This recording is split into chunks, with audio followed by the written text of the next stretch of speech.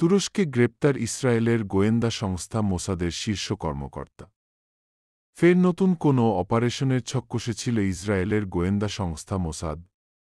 এবার তুরস্কে গ্রেপ্তার করা হয়েছে মোসাদের আর্থিক দপ্তরের প্রধান লিরিডন রেক্সহেপিকে।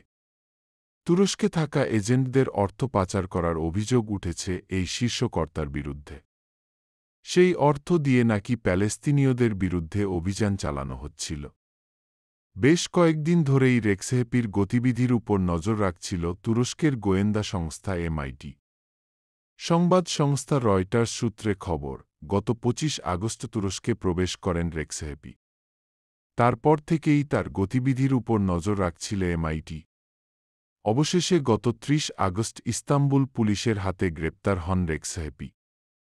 এই গ্রেপ্তারির পর বিবৃতি দিয়ে এমআইটি জানায়, তুরস্কে প্রবেশের পর থেকে রেক্সহেপিকে কড়া নজরদারিতে রাখা হয়েছিল। তার বিরুদ্ধে পূর্ব ইউরোপের দেশগুলো, বিশেষ করে কসোভো থেকে তুরস্কে মোসাদের এজেন্টদের কাছে অর্থ স্থানান্তর করার অভিযোগ রয়েছে। রেক্সহেপির দেওয়া অর্থ সিরিয়ায় গোয়েন্দাদের তথ্য সংগ্রহ, প্যালেস্তিনীয়দের বিরুদ্ধে অভিযান ও ড্রোন হামলার জন্য ব্যবহৃত হতো। যদিও এ নিয়ে এখনও পর্যন্ত মোসাদ কিংবা ইসরায়েল মুখ খোলেনি।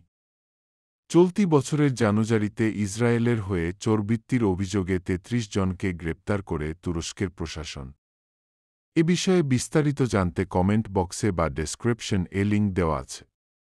আমাদের সাথে থাকতে চ্যানেল সাবস্ক্রাইব করে বেল আইকনটি অন করে রাখুন।